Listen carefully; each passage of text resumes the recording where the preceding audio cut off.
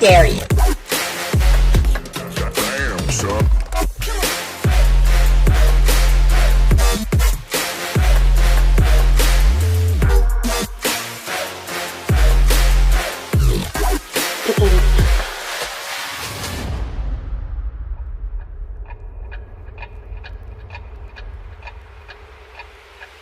Hey guys, Snarky Priest here.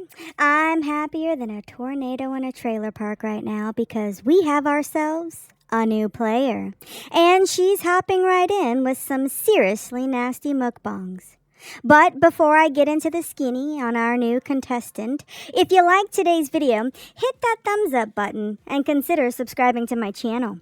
Okay, so before Little Miss Don't Judge Me, I Have BED went full Cyrax, she stated that she wasn't dieting, and to further highlight her failures, she'd been doubling down on the weekly points, and her comment section has proven fruitful. Okay, with that well-scripted intro firmly out of the way, allow me to introduce Eating with Riley.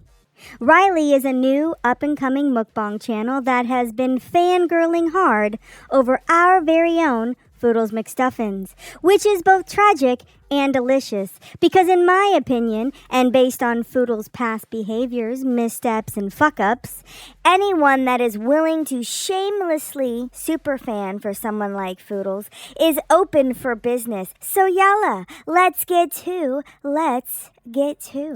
Okay, so Riley has a pleasant-looking channel with a simple but well-planned layout, decent lighting, and all the basic bitch foods that one would need to have a successful eating channel. And based on her style, she seems to be channeling our very own bitter beauty, Miss AmberLynn Reed, and Hungry Fat Chick. And guys, let me just say, she is as quirky and irritating as Bitterlyn Beauty, and she makes those unfortunate yums that Hungry Fat Chick does. All in all, she seems like a decent channel, and had she not chosen to align herself with a deplorable animal-abusing piece of shit, she might have done okay. But no, she chose to publicly geek out over someone like Maple Bacon Beauty, and her willingness to dive into Foodie's comment section shows guts. And I like that. Okay, so after reading her comments, I did what most people like me do. I wandered over to her channel, and I went straight for the frog legs and black bean mukbang, because guys, I hate myself, and clearly, life is about living with regrets. And trust me, this video does not disappoint. She briefly goes over the food, and guys, when I tell you I've never regretted a decision more in my whole ass life, I mean it. Like hardcore regrets, because this one is by far the most disturbing mukbang I have ever seen on these mean streets of Girl World, and it ranks right above me embarrassingly waving to someone that was in fact waving to the person behind me. After many deep breaths in, it was back to the bayou I hopped as Ribbits with Riley went over her Luby's lunch tray, which was a bland combination of microwave noodles, shrimp crackers, mini air fryer egg rolls, and yep, you guessed it, frog legs. Like dead ass, center stage, looking like a froggin' nightmare, she nonchalantly shows off her food as if 30 headless frogs weren't casually laying on her plate. Now, guys, I know that lunch tray has bigger issues, but can I just say, those noodles look cold, dry, and way too close to those goddamn frog legs. She dead eyes the camera and says noodles, and I literally felt my soul leave my body. Noodles!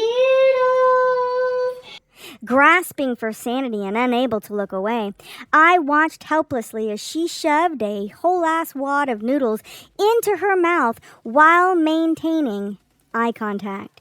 I'm both sad and in need of a hug at this time. She proceeds to eat their little bony legs while she again stares emotionlessly into the camera, inciting sadness to all those that stumbled upon this tragically well-titled video. When she picked up a fully intact torso with accompanying little legs and feet, guys, I fucking passed out.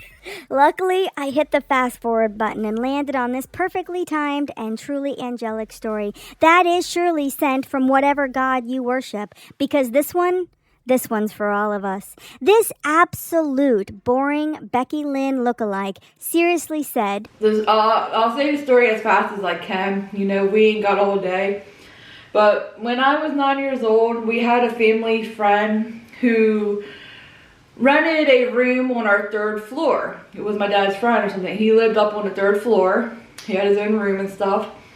And one day he ended up passing away from a drug overdose. And the ambulance came and they were bringing him from the 3rd floor to the 2nd floor to put him in a body bag. And of course, being a 9-year-old kid, you know, curious, I was standing at the bottom of the stairs. I don't know why anybody let me stand there. I guess they were just too busy worrying about the body that they weren't thinking about me. Guys, is she kidding? She's kidding, right? Please, God, someone in the audience tell me this bitch is kidding. I can't. I give up. There are seriously no words that I can say that this kind of person is gonna understand. But let's try anyway, shall we? Hey, Ribbits, when you were 9 and thought it was cute to say this, fine, you were 9. And when you were 15 and thought it was still okay to say this bullshit, you were pushing it. However, based on your tattoos and their level of fading, you are old enough to know that this is top-tier fuckery.